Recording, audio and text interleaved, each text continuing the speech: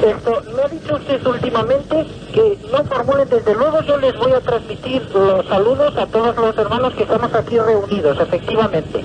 Pero, ¿me ha dicho usted alguna cosa más? No. Preguntas. ¿No formulen? Preguntas. Perdón, no formulen, no entiendo la palabra siguiente. Preguntas. No formulen Preguntas. preguntas Sus hermanos a sus hermanos. ¿Sí? reunidos son los misterios a mis hermanos. Sí. Ah, bien, de acuerdo, o sea, no desean que formulemos preguntas a sus hermanos. Suplicamos perdón. Sí, Suplicamos perdón, sí, Señor, sí, solicitan perdón. desconecto. Sí, Comunicación, sí, Señor, sí. desconecto. Fue el año 1967 que, por una noticia de prensa sobre un ovni que había aterrizado en las cercanías de Madrid, en la barriada de San José de Valderas, a 8 kilómetros de Madrid, por la carretera de Extremadura, pues se me ocurrió ir a investigar sobre el terreno si había sido real este ovni o no, porque yo había leído algunos libros de Rivera y me interesaba el tema, simplemente, ¿no? De humo, por supuesto, no tenía ni la más mínima idea. Entonces, bueno, por razón de esta investigación, quizá hice como unos 14 viajes a Madrid, localizando testigos, con unas fotos que compré a un periodista, que luego han resultado que son falsas, pero bueno. ¿Quién era el periodista? Era Antonio San Antonio. Sí. Que son las fotos de San José de Valderas. Que son las fotos de San José de Valderas, que por supuesto no solamente opino que son falsas, sino que sé que son falsas. Y es que ahora ya se sabe. Incluso se sabe, ¿no? ¿Quiénes son? ¿Cómo lo hicieron los autores? ¿Cómo lo hicieron? ¿Con una caña? Bueno, fue José Luis Jordán Peña, concretamente, con su ayudante en aquella época, que era Vicente Ortuño, que se fueron con sus coches a José de Valderas, y Vicente Ortuño, que es el que me lo ha contado con todo detalle, es el que aguantaba una caña con un hilo de nylon y una maqueta de un ovni que correspondía con las explicaciones en su morfología, correspondía con las explicaciones de los testigos. Por eso en aquella época me parecía que podía ser un complemento interesante. Lo que nunca afirmé que eran auténticas, por cuanto que ni les había hecho yo, ni había hablado tan siquiera con el fotógrafo, ¿no? Claro, el fotógrafo era Jordán Peña. Lo que nunca sabremos es si Jordán Peña hizo estas fotos por consejo de los hipotéticos humitas o las hizo por su cuenta y riesgo. Lo que pasa es que si hay unos testigos reales que vieron el objeto por allí en ese mismo día, pues más parece que Jordán Peña seguía instrucciones de hacer unas fotos falsas. ¿Y el objeto que encontraron? ¿Aquel trozo de níquel, lo de metal? Sí, bueno. ¿Qué era? Era, bueno, pues un tubo de níquel del tamaño de un bolígrafo, con una arandela central, que él lo encontró. Se han encontrado varios, pero yo me sé la historia de uno de ellos, ¿no? Lo encontró un chaval que era el hijo de un albañil, y con unas alicates de su padre rompió el tubo. El niño cuenta que salió un líquido que se evaporó enseguida, pero dentro del tubito había un plástico de color verde, que lo hice analizar por el INTA. En aquel momento el INTA, el INTA es el Instituto Nacional de Técnica Aeroespacial. En aquel momento era el Instituto Nacional de Técnica Aérea. Hice analizar el plástico verdoso, que era una cinta estrecha y de unos 10 centímetros de larga, que llevaba, por cierto, grabada la señal de humo en relieve. Entonces, en el INTA, como decía, consideraron que era un plástico desconocido. Y a mí esto me emocionó mucho, pero yo continué investigando, claro. Y al final me di cuenta, me apercibí, me informé de que es un plástico fabricado en Estados Unidos por la DuPont, que incluso tiene un nombre comercial, que es Tetlar. Y se trata precisamente de un polifluoruro de vinilo, no polifluoruro, sino polifluoruro. Y por eso parecía como un plástico desconocido. Pero resulta que la DuPont lo estaba fabricando en una planta piloto y que lo utilizaban como un recubrimiento de alta resistencia para las cabezas de los cohetes que la NASA en aquel momento ponía en marcha, ¿no? Total, que era un plástico terrestre, vamos. ¿Y cómo había llegado allí? Esto es lo que no sabemos nadie. ¿No fue Jordán Peña el que lo trajo? No lo sé. Bueno, y luego, a raíz de esto, escribiste El caso perfecto.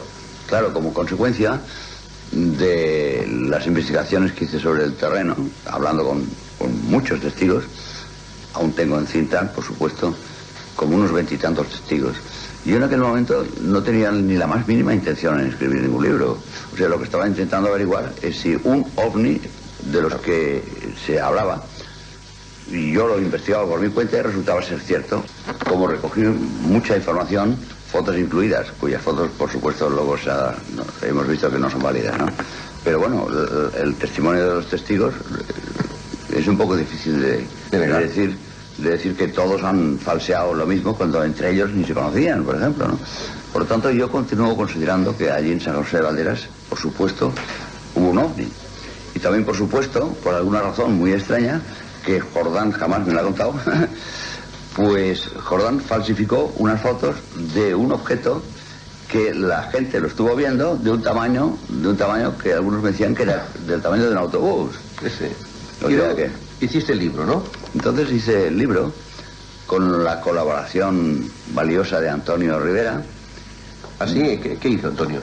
Bueno, Antonio me ayudó a poner en limpio el libro, a poner en limpio mis investigaciones, y como era un experto en libros y en editoriales y tal, pues bueno, él me ayudó a que el libro saliese a la calle.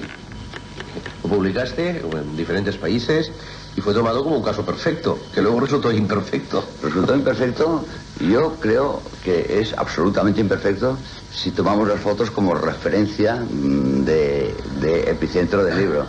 Pero si tomamos lo que dice el libro, independientemente de las fotos, pues yo creo que continúa siendo bastante perfecto. Sí. Bueno, y luego ya vino todo el boom de humo durante toda la década de los 70, que muchos estuvisteis investigando, recibiendo mensajes. ¿Tú fuisteis uno? Sí, por supuesto. Después de todo esto, lo que ocurre es que cuando yo escribí el libro yo de humo no sabía nada, ¿no? Pero... y voy a quemar etapas, porque si no sería muy larga la explicación. Un día recibo una carta desde Australia firmada por humo. O sea, dictada y firmada por humo. Digo dictada porque siempre dictan esta gente, pero que me decían que habían leído mi libro, que estaba muy bien, que era muy objetivo, que lo que veía claro lo ponían claro, que lo que no veía claro no lo ponía nada claro. O sea, que me felicitaban por la objetividad del libro. Y al final de la carta me dicen, bueno, la nave que usted estudió es una de nuestras naves, de nuestro planeta Humo, que venimos a la Tierra y tal y cual. Y entonces estuve a punto de romper la carta. Digo, pero qué tontería es esta, qué barbaridad. Lo que ocurre es que, claro, una carta desde Australia y escrita por un hipotético extraterrestre, pues bueno, en lugar de romperla, la metí en un cajón. Y ahora que José Luis Jordán Peña se ha declarado culpable y manipulador de todo, autor de las cartas, ¿crees que es posible que lo haya hecho todo? ¿Él solo o haya organizado ese tinglado o gente trabajando para él? Bueno, yo creo que sí, que es posible, porque yo una prueba definitiva de la existencia de humo no la tengo. Y Jordán Peña se ha declarado autor del tema. Y yo, pues bueno, puedo considerar que es verdad. Lo que ocurre es que también considero que, dado el contenido, inmenso contenido de alta calidad, tanto humanística como científica, como metafísica, etcétera, tiene que haberse rodeado Jordán Peña, teóricamente, pues de un grupo de científicos futurólogos, ¿no? Porque todo lo que pone de interesante los informes es algo muy parecido a lo que nuestra ciencia puede ser en el futuro. Por lo tanto, por eso digo futurólogo, ¿no? Aunque la futurología, por cierto, no es una asignatura de los científicos, esto no cabe duda. Respecto al tema humo, no hablando de Dios, mi postura frente a su presunta realidad extraterrestre es de un absoluto agnosticismo, que no ateísmo. El agnóstico, en el caso de humo, debe entenderse como contraposición con los que adoptan cualquier doctrina según la cual siempre es posible saber más cosas de las que permite la ciencia. Los agnósticos no pretenden ir más allá de los límites que impone el conocimiento científico en una fase determinada de la evolución de la ciencia. Un agnóstico nunca no declara, por ejemplo, que no existe humo, sino que no sabe si existe o no. Este es mi caso, es decir, no poseo prueba científica alguna sobre la genuidad de humo. Solo poseo una extensísima información escrita, sin remitente, de la que cierta parte de su contenido presenta una calidad intelectual y unas ideas avanzadas a la ciencia y a la metafísica muy dignas de ser tomadas en alta consideración. Dicho de otro modo, sea cual fuere el origen de esta información, hay que tomarla como merece su calidad. Ni que decir tiene que si además su origen fuese el que declaran sus autores, dichas informaciones adquirirían un valor incalculable. Dentro de mi agnosticismo, tengo que reconocer que solo cuento en contra con unas experiencias privadas que se han producido en estos últimos años. Son una serie de hechos realmente inexplicables, pero no científicos, que yo llamaría casi pruebas. Por supuesto, no son hechos transmitibles a terceros, a no ser que dichos terceros crean a pie juntillas lo que digo, aunque no pueda demostrarlo. Con lo que resulta un argumento insuficiente, tanto para mí como para los demás. Quizá por esta razón continúo no negando que la genuidad de humo pueda ser la de que los propios humistas declaran, aunque me falta la prueba definitiva, física, tangible, real, que me permitiera desechar mi agnosticismo. Recientemente se ha difundido la noticia de que Jordán Peña es y ha sido el artífice y autor del fenómeno humita durante 30 años, según sus propias declaraciones. En mi opinión, quizás sea posible la realidad de esta declaración, aunque Jordán ha tenido que contar, creo, con la colaboración de varios especialistas científicos futurólogos, pese a que la futurología no sea precisamente alguna asignatura de carácter científico. Aún en el supuesto caso de la genuidad de humo, me consta que Jordán ha intervenido en infinitud o infinidad de ocasiones, muchas de ellas por su cuenta y riesgo, y otras quizá siguiendo instrucciones seguramente aconsejadas por los propios humitas. Resumiendo, no sé si los humitas son hombres que vienen de un planeta lejano o son un grupo de sabios futurólogos que viven por aquí cerca. Solo sé que la información llamada humita responde a un nivel alto de conocimientos, es sensata y científicamente atractiva, aunque todas sus anticipaciones científicas o metafísicas son totalmente indemostrables. Quizás sea esta una política de comunicación que responda a su axioma 100 veces reiterado de no ser en exceso divulgados ni creídos del todo. Fecha, febrero 1997.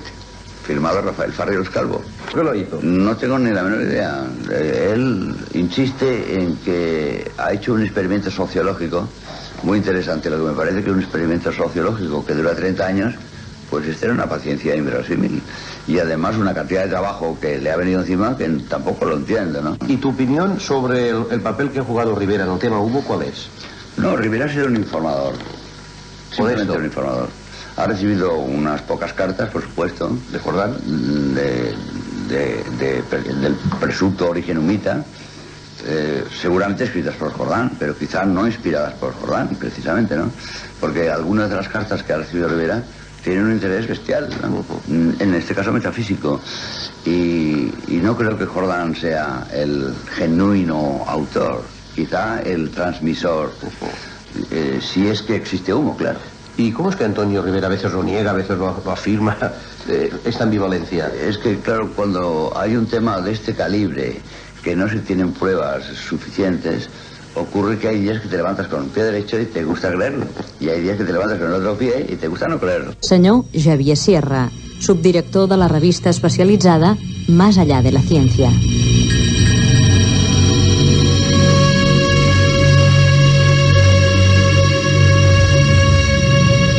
Para comprender un poco los orígenes de humo, habría que retrotraerse a los años 50. En aquella época, el tema de los ovnis era una historia casi anecdótica. En los periódicos se publicaban noticias de vez en cuando de este asunto, y uno de los primeros que comenzó a publicar informaciones habitualmente en los periódicos era un señor muy aficionado a la criptología, que se llamaba Fernando Sesma. Era un funcionario de correos que colaboraba con revistas y periódicos de la época como 10 Minutos o el periódico Madrid, y en el año 54 este hombre comenzó a publicar una sección sobre platillos volantes.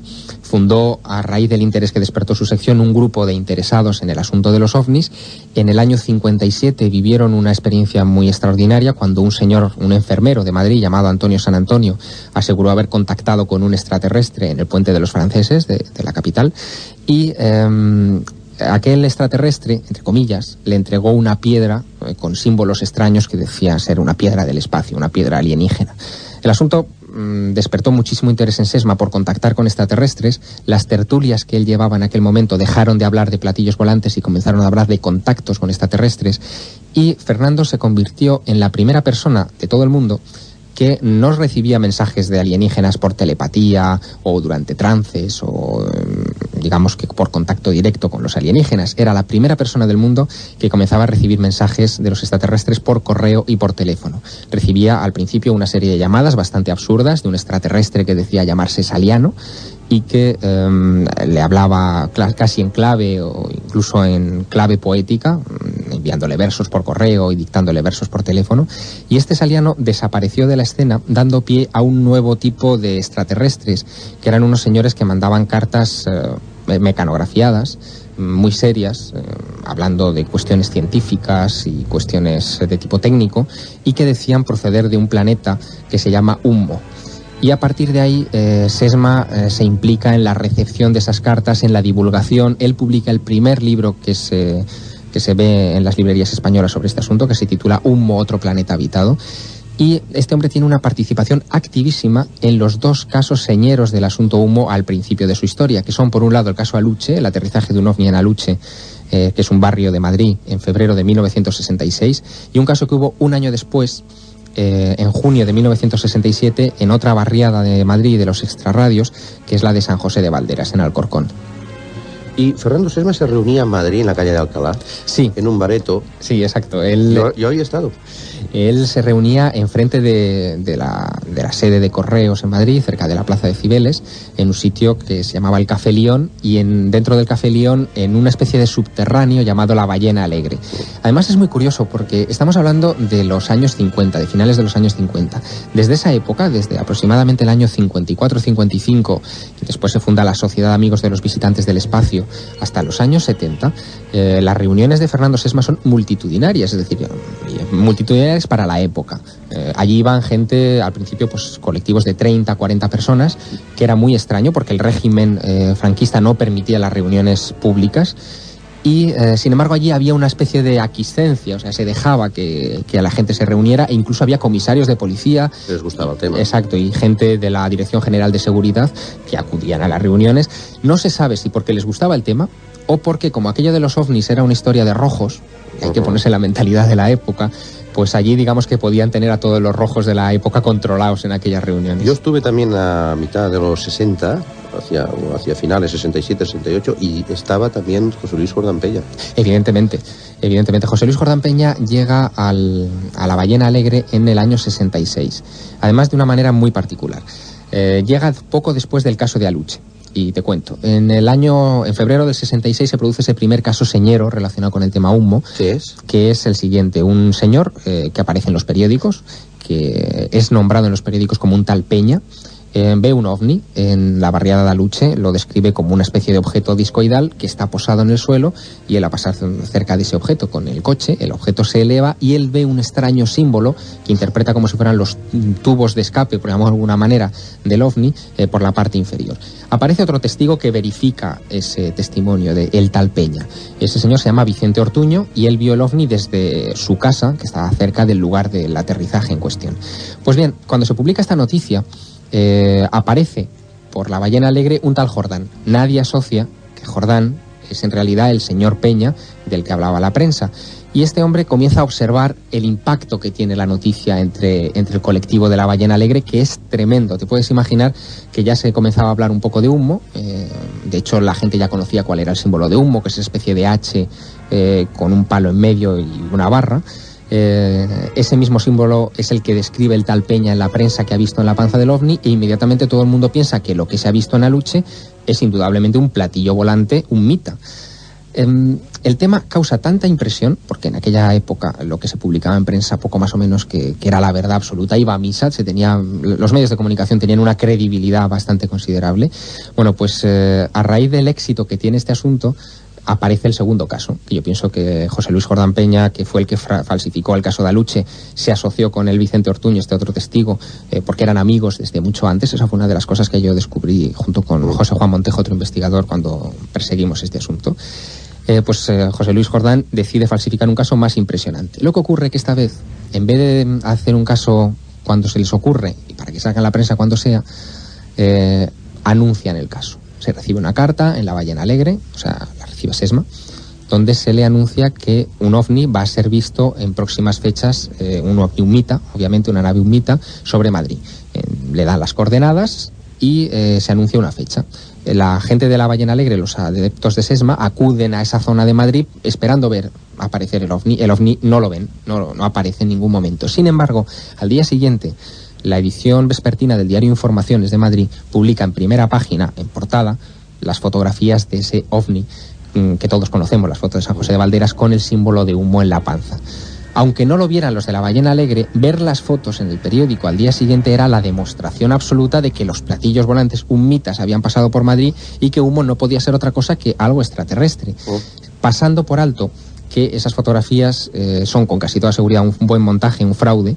De hecho, en conversaciones que yo he tenido en el pasado con José Luis Jordán Peña, este hombre acabó confesando que efectivamente él había falsificado esas imágenes, hasta me enseñó la cámara fotográfica que utilizó para ello.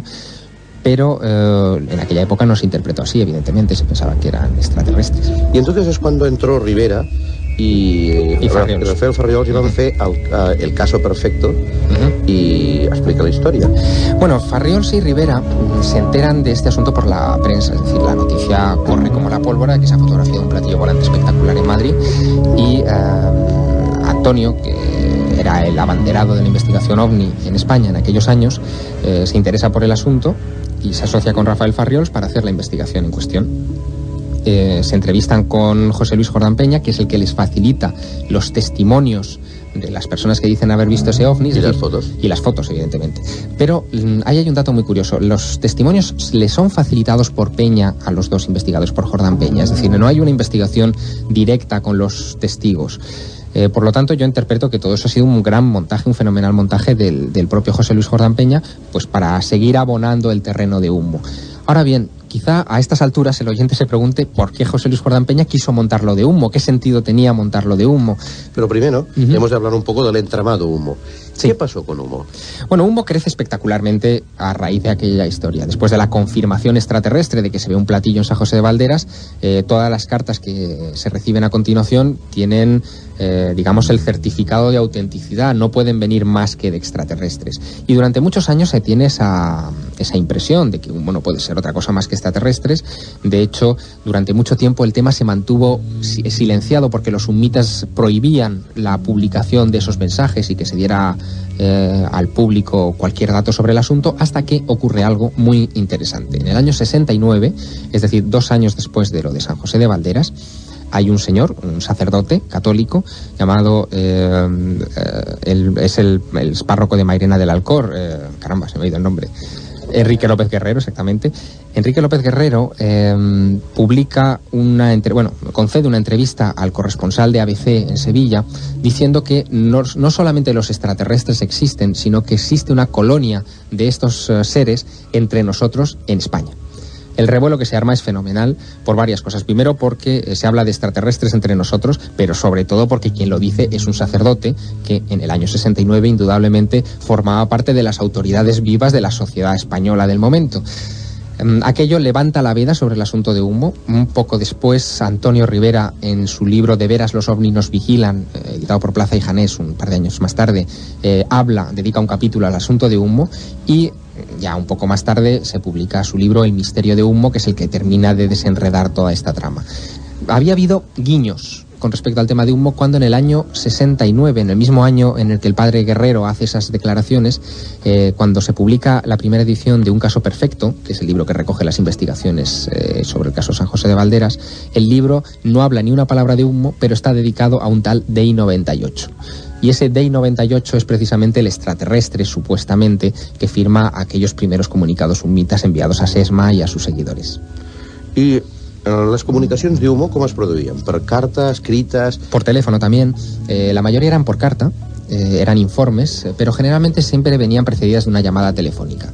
Los humitas, entre comillas, con voz extraña, gangosa, llamaban a los distintos personajes implicados en la trama, que eran todos gente afín a Sesma y que acudía a las reuniones de cada martes en el Café León, y les pedían que, bueno, pues que les preguntaran lo que fuera, o si tenían alguna curiosidad por algún tema científico o cultural, que les pidieran información. Y a vuelta de correo, al cabo de una semana o 2 semanas, recibían un grueso informe detallándoles técnico, científico o cultural sobre el origen de Humo, el planeta Humo y su ecosistema, la sociedad de Humo, la historia de Humo, etcétera. Y así se genera un bagaje informativo, entre comillas, que supera con creces las 3.000 páginas de cartas, de correspondencia, desde aquella época hasta nuestros días. I és cert que aquests extraterrestres no podien escriure amb un dit? Bueno, eso es una de las cosas que se decía. ¿Qué era? Que como los extraterrestres, los humitas, tenían las yemas de los dedos muy sensibles, tenían la obligación de contratar a un mecanógrafo para que él, digamos que mecanografiara, pasara a limpio los comunicados de estos humitas. Eso dio mucho juego a la historia, porque era como si los extraterrestres contaran con una especie de cómplices humanos para colaborar con ellos y bueno, y llevar las cartas, etcétera. Y se produce también una circunstancia muy curiosa, muy divertida. Al principio del asunto Humo, en el año, pues poco antes de lo de Aluche, en el año 66, antes de finales del 65, este mecanógrafo, uno de los mecanógrafos de los humitas, se presenta en casa de Fernando Sesma. ¿Cómo es día? Espérate, eso voy después. Se presenta un señor que dice que es el mecanógrafo y que le lleva a Fernando Sesma unas fotos extraterrestres para que él, bueno, pues vea que efectivamente esta gente existe. Se trataba de unas imágenes tridimensionales, o se interpretan como tales. En realidad eran esta especie de cosas que hoy en día ya están muy popularizadas y están en todos los hogares y en todos los cromos, que son esos cromos que según los miras aparece una imagen u otra, o de repente parece que cambia de una forma. Sí, una especie de holograma, es una especie de holograma.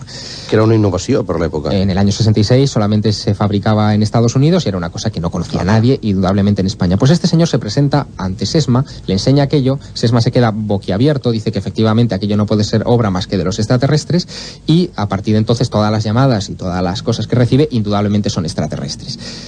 Ese hombre se llamaba Vicente Ortuño. Era el cómplice de Jordán Peña, que le había ayudado a falsificar el caso de Aluche y a engañar a la prensa, y que un año después le ayudaría también a falsificar las fotografías de San José de Valderas en Alcorcón, en Madrid. Es decir, que este hombre ha estado muy implicado en aquella broma. Había una amistad tremenda entre ellos, entre José Luis Jordán y entre Vicente Ortuño, de mucho antes. Ellos incluso habían convivido en la misma pensión en Madrid durante años, son datos de la investigación que hemos realizado, y que, bueno, prueban indudablemente la implicación de estos dos señores en la trama. Y también había una secretaria, ¿no? Una noia. Sí, pero eso es posterior. La implicación de la mecanógrafa, por decirlo de alguna manera, aunque nunca cumplió ese papel, fue ya bien entrados los años 80. La mecanógrafa en cuestión se hacía llamar Marisol, su nombre real es otro, y esta Marisol actuó, digamos, como mensajera de los humitas. Es decir, ella llevaba cartas, hacía llamadas telefónicas de parte de los humitas, que en realidad era de parte de José Luis Jordán Peña, y participó bastante activamente, sobre todo en la época de finales de los 80, cuando el tema de Humo ya se estaba disgregando. Esta Marisol es una mujer que yo conozco muy bien, yo he hablado en muchísimas ocasiones con ella, vive actualmente en Madrid, es una ama de casa de Madrid, y esta mujer no solamente me contó que ella había colaborado con José Luis Jordán Peña, sino que me demostró que aquello había sido así, porque ella llegó a citar durante el transcurso de la investigación mía sobre este asunto, que se inicia a finales del año 90, me llegó a demostrar que ella conocía a Jordán porque lo convocó en una reunión, yo estaba espiando esa reunión y vi cómo hablaban efectivamente de asuntos summitas y de cómo, bueno, pues sacando el hilo de la conversación se veía que habían estado trabajando juntos en distintas historias. Va estar gravada aquesta conversació? Evidentemente. I aquesta noia és la que va fer el segell del Humo? Esta mujer hizo un sello en una imprenta para sellar, digamos, las cartas summitas de la última etapa. Pero anteriormente existía otro sello que supuestamente tiene Jordán Peña en su casa. Ahora bien, a mí me gustaría, Sebastián, hacer una matización en todo este asunto. Está muy bien que José Luis Jordán Peña en esta última etapa haya confesado ser el autor de determinadas historias relacionadas con Humo, porque lo ha confesado y luego, si quieres, entramos en cómo lo ha hecho. Pues en parlem. Pero José Luis Jordán Peña no solamente tiene la obligación de confesar este asunto, sino casi la obligación de demostrarlo. Es decir, yo a José Luis Jordán Peña, cuando me decía que él había falsificado las fotos de San José de Valderas, le aceptaba el testimonio porque era lo más coherente en torno a este asunto, pero le pedía un dato que todavía hoy no ha entregado. O sea, le pedía una cosa que todavía no ha entregado. Si él falsificó las fotos de San José de Valderas, las fotos, los negativos de las fotos son negativos cortados. Es decir, Jordán hizo muchas fotos y seleccionó aquellas fotos en las que no se veía el hilo del que caía el platillo volante. Les millors. Exacto, las mejores. El resto de los negativos los debe tener todavía José Luis Jordán. Y eso sí que sería una demostración de que él hizo esas fotografías. Y esos negativos no los ha puesto todavía a disposición de los investigadores. Dice que no sabe dónde están. A mí me consta que sí que lo sabe, porque es un hombre muy meticuloso, muy ordenado, tiene un archivo muy bien controlado, y esas fotos, esos negativos los tiene. Però escolta una cosa, Javier. A més, amb el tema aquest del cas perfecte, de les fotos, va també aparèixer un tubet de metall. Sí. Explica'ns, d'on va sortir aquest tubet? ¿Era extraterrestre? Sí, aparte de lo que sucedió en San José de Valderas, en Santa Mónica, que es otro enclave cercano a Madrid, aparecieron unos tubos de metal con una especie de arandela en el centro y con una pieza, digamos, casi de tela en el interior. Esos tubos, una vez que se abrían, aparecía la pieza de tela en cuestión, que era fluoruro de polivinilo. Era una tela rarísima para la época, desde luego un vulgar mortal, un ciudadano normal y corriente, no sabía de qué se trataba, que tenía el sello de Humo troquelado en relieve. Aquel fluoruro de polivinilo solamente se utilizaba en aquella época, era un material sintético, para el revestimiento de satélites artificiales. Es decir, una cosa extrañísima a la que tenía acceso solamente alguien pues muy introducido en la investigación espacial o en servicios de inteligencia o en cuestiones químicas, etcétera. Solamente podía ser una persona de esas características. Y el tubo en cuestión pues era un tubo metálico, sin mayor implicación. Luego se descubrió que el tubo formaba parte de una especie de tubo que contenía un termómetro, que se vendía en farmacias en aquella época, y que la arandela era una arandela que se había soldado por encima, o sea que no tenía más misterio. Por lo tanto, no se trata indudablemente de un objeto extraterrestre, aunque inmediatamente, evidentemente, se asoció al asunto como que los summitas habían dejado caer aquellos objetos por casualidad cuando tuvieron que huir precipitadamente hacia el OVNI al ser descubiertos mientras estaban aterrizados en el barrio Santa Mónica. I com és que el investigador Màrius Lleget tenia un tros d'aquest tubo? Bueno, esa es una buena pregunta, porque en aquella época apareció un señor que ofrecía una sustanciosa cantidad de dinero a todo aquel que le presentara uno de estos tubos. Apareció un señor que ofrecía, no sé si eran 60.000 pesetas, estoy hablando ahora de memoria, que en el año 67 era muchísimo dinero. Que no era Rafael Ferriols. No. Para que se le entregaran todos los tubos que aparecieran en cuestión. El señor nunca se pudo identificar, yo me imagino que fue otro de los rollos de Jordán Peña, porque evidentemente él tenía controlados esos tubos y no había nadie que iba a presentar un tubo y encima que él tuviera que soltar las 60.000 pesetas de vellón, ¿no? Pero algún fragmento de estos parece que sí que escapó de control y pudo haber parado en manos de Màrius. Yo nunca pude hablar con Màrius de este asunto, a él le conocí en el año 88 en un congreso que organizó Karma 7 en Barcelona. Y no tuvimos ocasión de aclarar ese tema. No sé si todavía lo tendrá la viuda de Màrius o alguien, pero desde luego yo le he perdido la pista.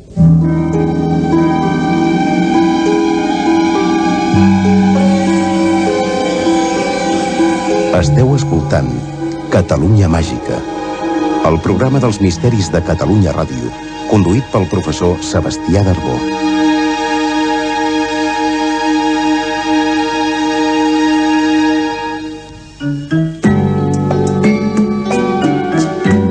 Escoltant el programa monogràfic dedicat a l'expedient Humo, la veritat. Parla el periodista investigador Javier Sierra.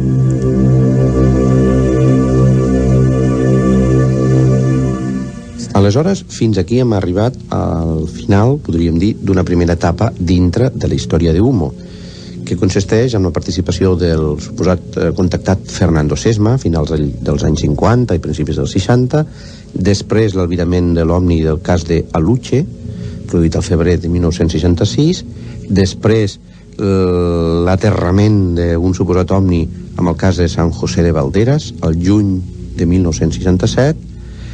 Una mica després, el 1969, apareix el llibre que tracta el cas anomenat El Caso Perfecto, i ja el següent pas va ser la participació directa dels humites, que es va manifestar mitjançant les cartes que ells enviaven a tothom, a tots els que volien comunicar missatges, i també connexions en directe que feien a través del telèfon. És a dir, els propis humites parlaven. Escolteu-los. ¿Me ha dicho usted alguna cosa más? No. Preguntas. No formulen. Preguntas. Perdón, no formulen, no entiendo la palabra siguiente. Preguntas. No formulen. Preguntas. Preguntas. Sus hermanos. A sus hermanos. Sí. Reunidos. Su domicilio. A mis hermanos. Sí. Ah, bien, de acuerdo. O sea, no desean que formulemos preguntas a sus hermanos. Suplicamos perdón. Sí. Suplicamos perdón. Sí. Señor. Sí, solicitan perdón.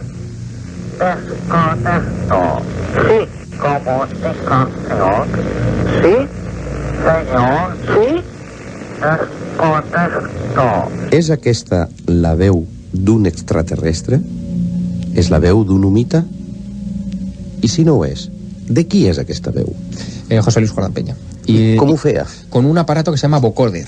Es un aparato que es un distorsionador de voz que se utilizó en aquella época, todavía hoy, pero en aquella época se utilizaba en laboratorios profesionales para distorsión de voz, laboratorios de doblaje, etcétera, y que se aplicaba muy fácilmente al teléfono y producía esa evidente distorsión. No tenía más misterio. I després d'això arribem a un cas realment sagnant i fins i tot una mica escabrós, el cas de la mà tallada. Sí.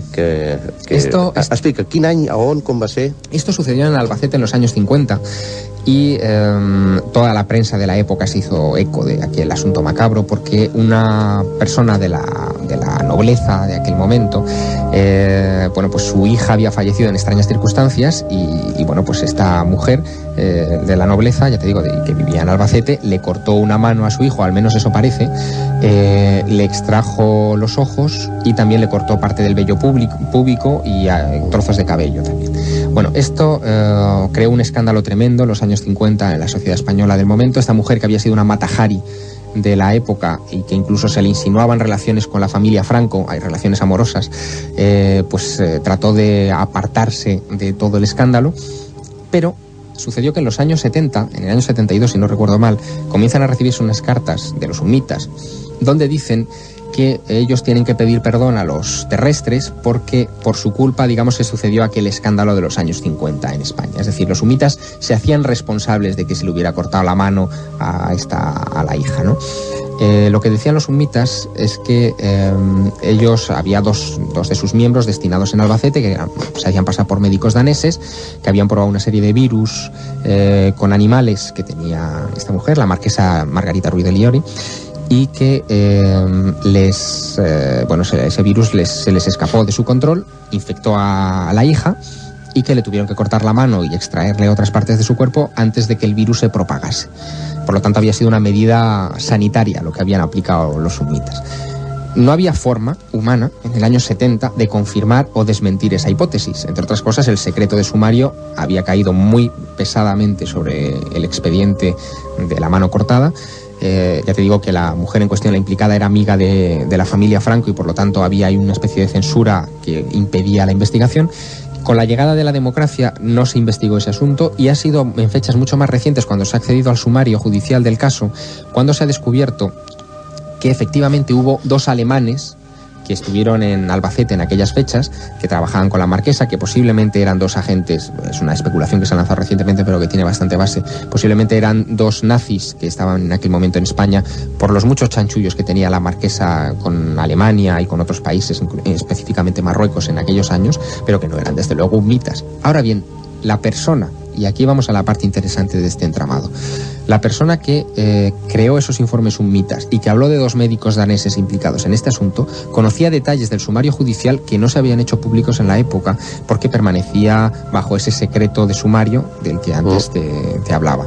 Por lo tanto, era alguien necesariamente que tenía que ver con la seguridad nacional en aquel momento y que estaba implicado en servicios de inteligencia, o por lo menos estaba próximo a ese ambiente. Y ese alguien encaja perfectamente con el perfil de José Luis Jordán Peña, porque, y ahí entra en tu especialidad, Sebastián, porque en el año 72, si tú recuerdas, en aquella misma época aparece el famoso misterio de las caras de Belmez, en Jaén. És el primer cas dintre de la història de la parapsicologia a Espanya. Exacto, es uno de los... I el primer cas que vam traure a Carme. Es uno de los grandes casos de la historia de la parapsicología.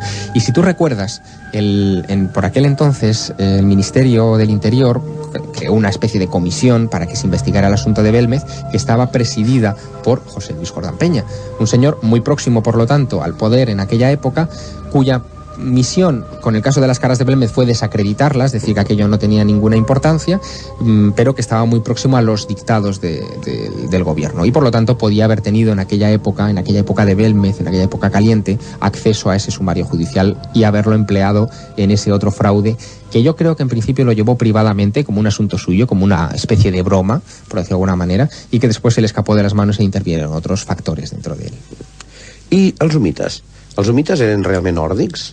L'aspecte dels humites solament es van veure a Albacete o se'ls va veure a algun lloc més? Bueno, en Albacete, ya te digo, son los propios humitas los que hablan de ellos mismos. No hay otros testigos que hablen de los humitas. ¿Però se'ls ha vist a algun lloc més? No. Lo que hay sí que son algunos... ¿Las referencias? Sí, son autorreferencias. O sea, en las cartas ellos hablan de sí mismos como personas de aspecto nórdico, alto, rubios, guaperas y tal. Y en aquella época... era bastante raro ver personajes de este estilo por España. España todavía no sabía, me refiero a los años finales de los 50, aunque después en los 60 España se convierte en el boom del turismo y se veía toda clase de guiris por nuestras tierras. Pero en aquella época, cuando los humitas se autodescribían así y aparecía cualquier persona con aspecto rubio paseando cerca del Café León de Madrid, inmediatamente todos se giraban hacia él y decían, ese es un humita, con el consiguiente espanto del personaje de turno que caminaba casualmente por cerca del Café León. Y aquello generó algunos rumores de que alguien había visto los humitas, però esto no és així. Bé, aleshores, una altra qüestió enigmàtica dintre del cas Humo és que, com és que si solament era una persona que fabricava aquests missatges, com és que arribaven de Finlàndia o d'Alemanya o de Rússia? Bueno, ¿cómo se explica? No sé si era solamente una persona. Jordán, desde luego, tenía cómplices que participaron en algunas partes importantes del caso y que ahora Jordán Peña intenta encubrir echándose la culpa él de todo. Ahora, es muy fácil, pero muy fácil, y el oyente se va a quedar atónito cuando le describa cómo puedes hacer llegar cartas a un vecino de Finlandia, de Turquía, de Nueva Zelanda o de China. Y es tan fácil como lo siguiente. Es tan fácil como localizar una buena tienda de filatelia en Barcelona, en cualquier sitio, o en Madrid, o en cualquier buena capital de España, comprar un sobre timbrado, es decir, con sello y ya matasellado, sin dirección, porque son sobres para coleccionistas, coges ese sobre, le pones la dirección de tu amigo y tú mismo metes la carta dentro del sobre y tú mismo la depositas en el buzón de tu amigo. Tu amigo no tiene vía ninguna de saber si esa carta la ha llevado ahí el cartero o si viene de otra procedencia. Y de esa manera, llevando él mismo, el propio Jordán Peña, y llevando sus cómplices, alguno lo he podido entrevistar en el transcurso de estos años, las cartas al buzón, se generaba el mito de que las cartas llegaban de cualquier sitio del mundo. És a dir, tenia empleats de correus, el Jordán. Bueno, tenía un par de cómplices. Por ejemplo, en los años 80, esta Marisol, de la que hablábamos hace un rato, fue una de las personas que se dedicó a recorrerse Madrid, la mayoría de los receptores de cartas humitas son de Madrid, y depositar el sobre que había comprado en una filatelia unas horas antes Jordán Peña en los buzones de los receptores. Aleshores, tornem al principi de la història quan tu t'has fet una pregunta. Qui és José Luis Jordán Peña? Cara als oients. Explica aquest personatge. Bueno, este es todo un personaje, ya te digo, que estuvo implicado en el caso Belmez y además estuvo muy metido en todo lo que es la fundación de la parapsicología, digamos, organizada en España, porque, te cuento, además fue un proceso muy interesante. Cuando cuando él se hace ya todo un personaje en La ballena alegre, a partir de ahí, después del caso de Aluche, este hombre se define en La ballena alegre como el escéptico del grupo. Es decir, Sesma se lo traga todo, piensa que los humitas son extraterrestres, que Saliano, aquel extraterrestre que le recitaba versos por teléfono, era un señor que venía del planeta Auco, y cualquier mensaje que se recibía, por extraño que fuera, él decía que no, que aquello, pues que había que creerlo todo mientras no se demostrara lo contrario. Era la filosofía de Sesma. Y Jordán era el que decía que no, que aquello nada era cierto, que bueno, que vaya tontería y tal. Por lo tanto, nadie en La ballena alegre podía desconfiar de Jordán. Como un señor que no se cree nada va a crear unos informes tan espectaculares, ¿no? Digamos que era su coartada.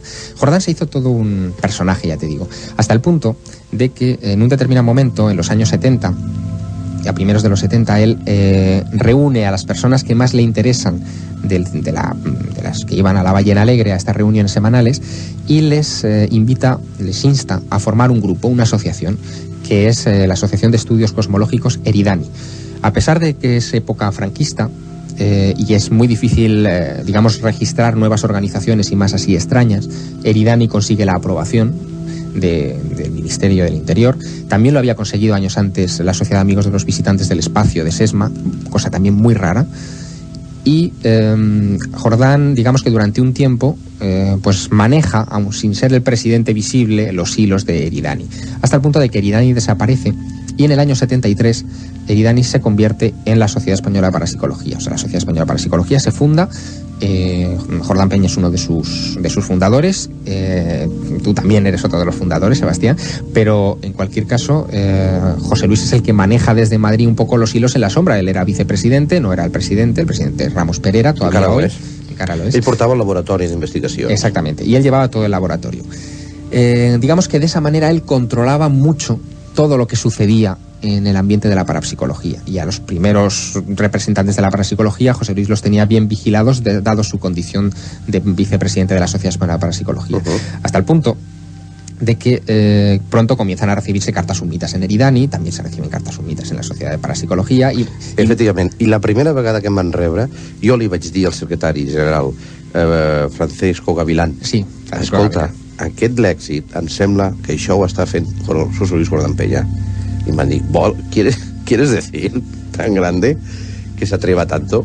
Pues sembla que sí, que sí, se atreva. No, indudablemente. Y esto, hombre, fue generando poco a poco, con el correr de muchos años, suspicacias. Por ejemplo, yo recuerdo, pues cuando conocimos a nuestro común amigo, cuando conocí a nuestro común amigo Enrique de Vicente.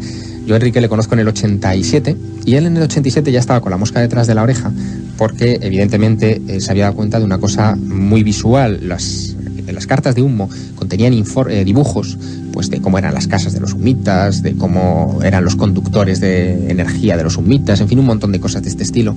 Y esos dibujos, la perspectiva que se le daba a los dibujos, los colores, las sombras, el enfoque en general, eran idénticos a los dibujos que Jordán Peña hacía para la Sociedad Española de Parapsicología o para sus informes sobre casas encantadas. Sobre casas encantadas, sí.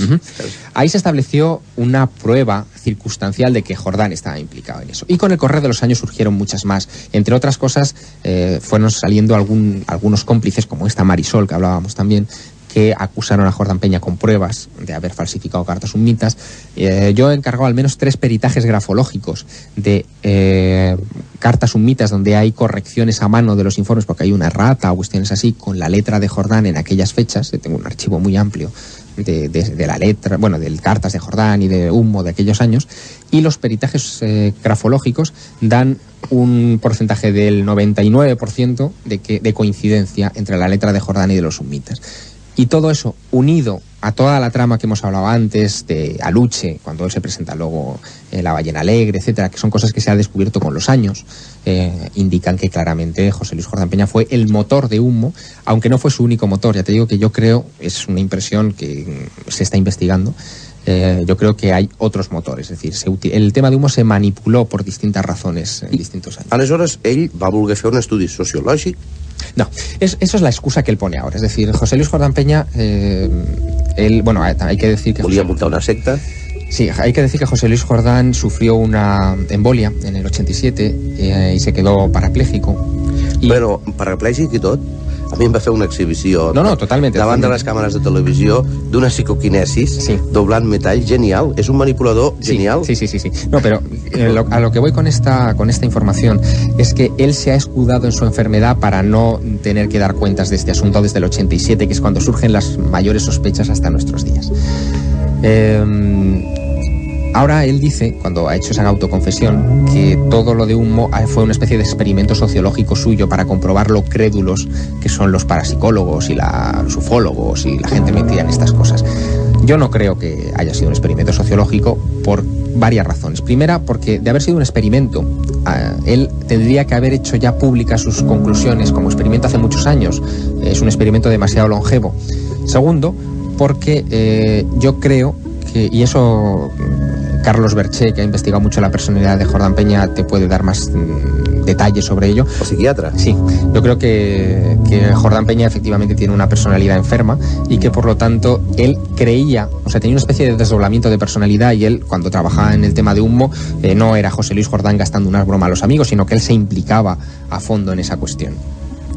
Y en tercer lugar, un estudio sociológico se lleva con determinado, digamos, programa científico, con unos preámbulos, con una serie de normas a seguir para hacer un estudio en profundidad, y este no es el caso. Es decir, no existe tal protocolo científico, no existe tales preámbulos o tales normas, y desde luego todo ha ido evolucionando sobre la marcha. Lo que se inició como una broma a Sesma para contrarrestar las declaraciones delirantes de los extraterrestres de Auco, de Saliano y todos estos que recitaban poemas, se fue convirtiendo con el paso de los tiempos en una broma mucho más longeva, que empezó a tomar carta interesante cuando se implicaron personas como Antonio Rivera, porque Antonio Rivera era una autoridad, es una autoridad en el tema de los ovnis, y en aquellos años muchísimo más. Era la persona que había escrito más sobre el asunto, era un personaje muy conocido en la época, y por lo tanto, cuando Antonio Rivera se interesa por el caso perfecto, entre comillas, de San José de Valderas, y luego por el caso Humo, pues Jordán entiende que merece la pena seguir con ese asunto.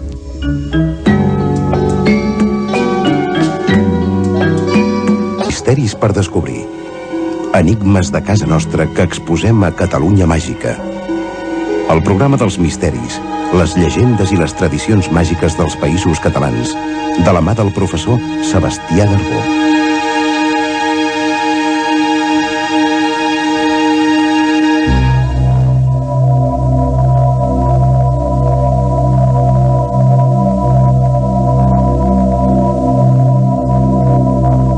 Esteu escoltant el programa monogràfic dedicat a l'expedient Humo, la veritat. Parla el periodista investigador Javier Sierra.